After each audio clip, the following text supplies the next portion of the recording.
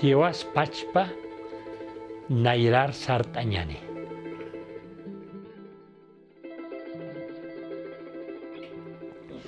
Todo empezó en que había como una especie de mandato de los jesuitas, no solo en Bolivia, sino en toda América Latina, de hacer centros de investigación y acción social. Éramos 3 jesuitas que habíamos acabado simultáneamente los estudios, los otros 2 economistas, Luis Alegre y Francisco Javier Santiago de Pable, uno que nomás tenía nombres, y yo.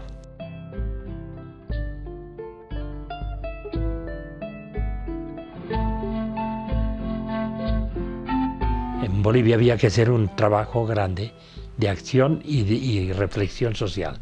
En aquellos tiempos los llamaban investigación y acción social, al nivel de todo el país. Pero nos dejaron a nosotros que lo diseñáramos como nos pareciera oportuno.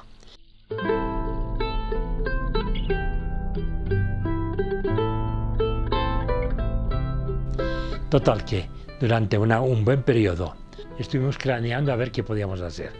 Tuvimos reuniones por un sitio, por el otro, y nos repartimos también en distintas partes del país. Y al final concluimos en enero de que lo que haríamos sería concentrarnos en el sector rural y que por lo tanto teníamos que incidir en esta era la acción, y que por lo tanto la investigación tenía que ser más el resultado de la praxis a partir de esta acción. Empezamos por La Paz, por una serie de coyunturas concretas que veíamos que eran más útiles en La Paz que en otras partes, y por tanto nos tuvimos que meter en la cultura aymara.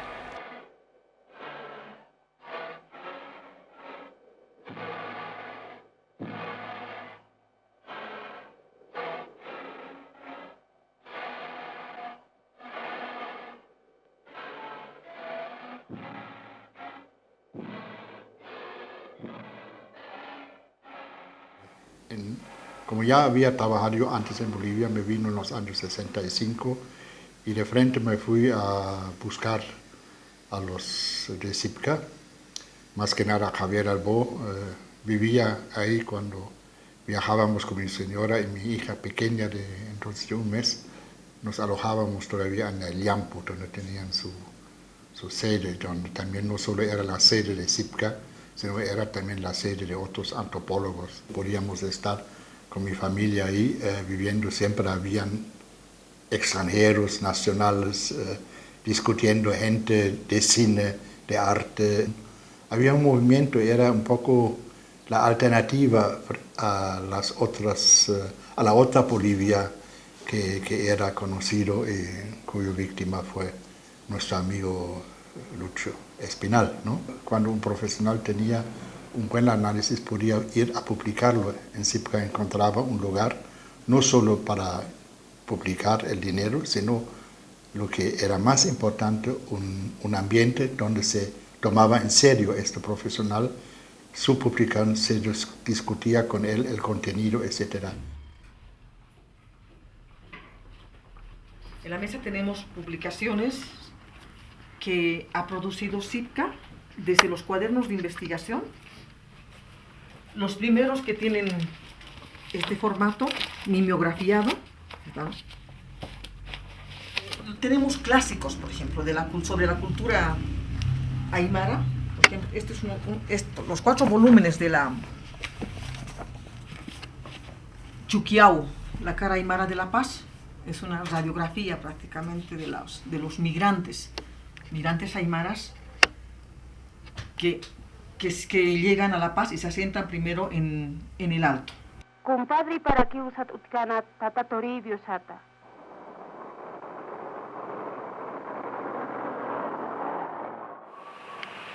Esta serie, que son 4 volúmenes, que siguen siendo importantes en mi opinión, dentro de lo mucho que ha pasado, era cuando el Alto todavía no era una ciudad, ¿no?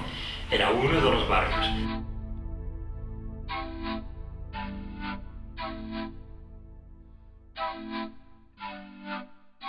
Resulta que el primerísimo cursillo que hicimos nosotros como SIPCA, en el altiplano fue en Jesús de Machaca también, ¿no?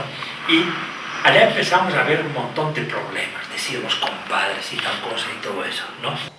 Una de las cosas que fue evidente es el tema de la relación muy sólida. Estábamos todavía nomás en La Paz en aquel tiempo, entre las comunidades del campo y los de ahora. Hasta el punto que hasta ahora uno de los temas todavía poco resueltos y que espero que sea una pregunta que saldrá en el próximo censo por fin, así como antes tenía domicilio en un sitio, en el valle, en otra parte, los pisos ecológicos, que uno de esos pisos socioecológicos es la ciudad. Y entonces dijimos, esto no lo entenderemos mientras no vayamos a la ciudad. ¿Qué fue lo novedoso que dio esta cuestión? Que los estudios de la ciudad se hacían solo desde la perspectiva de la ciudad. Veían los migrantes, los problemas de adaptación de los migrantes a la ciudad. Nosotros lo hicimos al revés. Desde el campo, ¿qué es la relación? Y entonces, por eso, el título era Chuquiagu, la cara aymara de La Paz. Era más ver lo aymara, lo novedoso, que además rebalsaba las organizaciones. Se había hecho incluso en colaboración con una universidad de Estados Unidos, GRIS, que es el que procesó todo el material en computadora. Todo fue procesado ya, y al final, cuando se podía procesar, vino el golpe de García Meza. Yo estuve oculto, estaba oculto, por cierto, a modo de anécdota, en un sitio de los salesianos que están en Ancalacoto, desde el que yo, desde la azotea, podía ver la casa de García Meza. Y cuando la miraba, pero... Sí. Y allí, con esa tranquilidad, hacer todos los cálculos que le dan un programa para que saliera. Y por eso aquí, en la dedicatoria, está hecha, por una parte, a Genaro Flores, en homenaje a su valor y a su solidaridad con todos los campesinos, que era cuando lo había baleado García Meza, no cuando estaba en silla de ruedas como hasta ahora. Y en la otra la hice un poco más así, camufladamente esta. Yo quería dedicarlo a García Meza, que había tenido la cortesía de darme un año sabático para procesar lo que habíamos recogido. No fui tan audaz, tan sarcástico, pero lo dediqué a un curita al que agarraron en la cárcel, lo metieron junto con Julio Tomiri allá en el cuartel general, y pensaban que era yo. Sí, que, ¡hey, tú, Javier Albo! Y él no, era Mario Zabaleta, nada que ver. Después me lo contaron y al día siguiente me tuve que afeitar mi barba para que no me reconocieran más. Oye cómo hablan ellas. Venimos de diversos y lejanos lugares. Soy de Tacacoma, Valle Templado. Soy de Cuatro Ojitos. Y hay trabajos pioneros que se han hecho en Bolivia. Por ejemplo, te digo, textos sobre identidad. Hay una clásica de los años 70 que se llama Kitiptanza. Ese artículo sigue siendo para mí hasta ahora útil, a pesar de los años que han pasado. Y ahí se inaugura una temática de discusión nuestra, que es el tema de las identidades desde los pueblos andinos. Soy de Sucre. Somos distintos. Hablamos, vestimos y tenemos costumbres diferentes. Y sin embargo, hay algo que nos une y nos hace iguales. Somos bolivianos. Otros trabajos que para mí son vitales, por ejemplo, sobre faccionalismo aymara, que sé que ha hecho varias reediciones incluso, también son bien importantes. Incluso el tema de los indígenas urbanos. Nuestras ciudades han crecido desordenadamente y ello ha ocasionado problemas de tránsito y de hacinamiento humano. Ucaratima orientación yuritana y tacañataki más trabajo, más empleación munasa.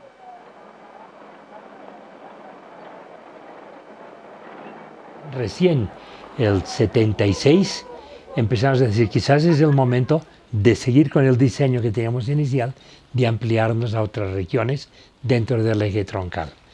Y entonces entramos primero en Cochabamba y enseguida a Charagua.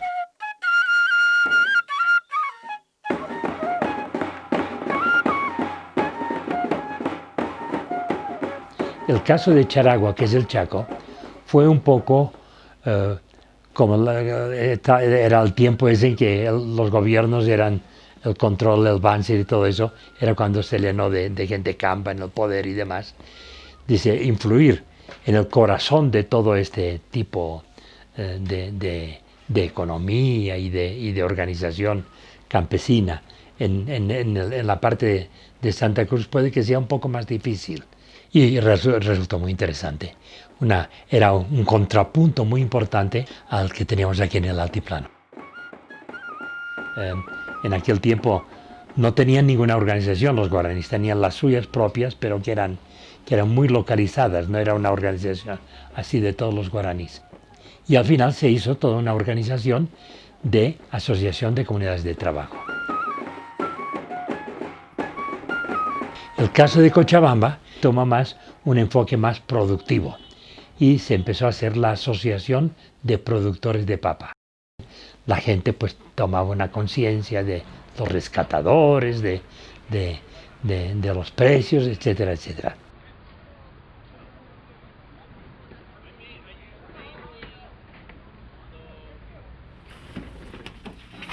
SIPCA también ha influido en la generación de políticas públicas. Uno de esos libros es un libro importante, titula Por una Bolivia diferente, que es la sistematización de todo el trabajo que ha hecho SIPCA sobre este tema. Podríamos decir, prácticamente es el génesis de lo que fue la participación popular y ahora lo que son las autonomías. Estábamos encargados como el conjunto de las oficinas en elaborar documentos preparatorios para este texto, que en su momento tuvo una recepción un poco escandalosa. Tiene unos mapas que son provocadores y que tendrían que ver mucho con la discusión actual. Y me da la impresión de que algunos de estos textos o de estos mapas, de estas ilustraciones, indujeron a una lectura un poco sesgada del asunto. Por supuesto que hay una propuesta política cercana a algunos de los temas que estamos viviendo, pero muchas de esas están matizadas en el texto. Hay cautelas, hay recaudos que no se vieron o no se leyeron simplemente, ¿no? Porque a veces la imagen pesa mucho. Algunos decían, pucha, esto es soñar, soñar, soñar, pero después resultó que si tú comparas lo que ahí se empezó a vislumbrar, que tomábamos en cuenta los distintos documentos, tesis políticas, cosas que distintas organizaciones campesinas hacían, ¿no? Entonces fue un embrión muy interesante de un sueño de país, por una Bolivia diferente.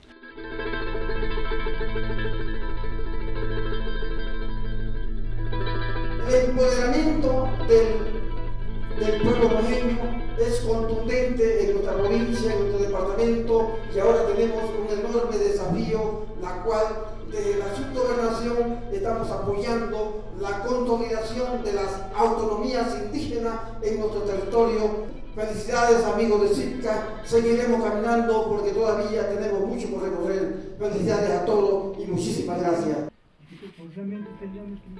Y a partir de esos debates y reflexiones, ahora estamos un poco con la construcción del paradigma del vivir bien, ¿no? Son dos palabras que marcan un horizonte, pero hay que darle contenido, hay que darle forma, ¿no? Hay que profundizar el debate sobre cómo entendemos el vivir bien.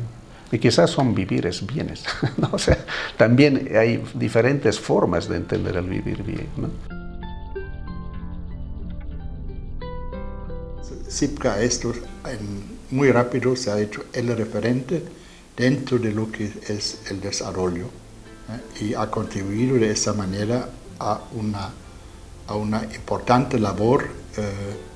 Yo diría, sin esta labor hubiera sido difícil haber logrado lo que hoy se ha logrado. Yo quiero agradecer más que nada a Javier Albó por esa su labor, y él merece con todo merece ese premio. SIPCA merece ese premio, y eso me alegro mucho.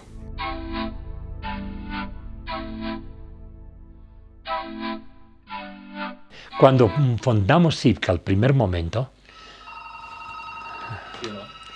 ¿hola? ¿Aló?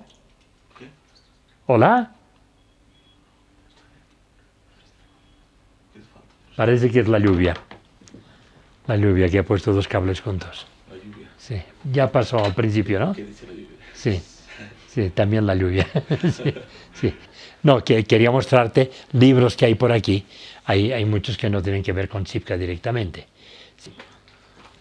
Todo eso que está aquí, esto tiene que ver con un libro que estamos haciendo. Esto soy yo más bien el que lo está haciendo, ¿no? Junto con la Rosana Barragán, que no es de Sipka ni nunca lo ha sido, y con dos de Estados Unidos, Sinclair Thompson, que será como una réplica de este libro, pero que en vez de ser Perú, será Bolivia. Esto va mucho más allá de lo que es Sipka, para ponerte un ejemplo, ¿no? Esto es que me han metido en una comisión, ahora, que es nada menos para la beatificación de Tito Yupanqui, que es el que hizo la imagen de la Virgen de Copacabana. Eso de aquí es del vivir bien, ¿no? Y así, van siendo distintas cosas en temas en que yo voy trabajando en un momento determinado. Ah, este soy yo. No sé si te has dado cuenta. Sí. Hiwas Pachpa Nairar Sartañane.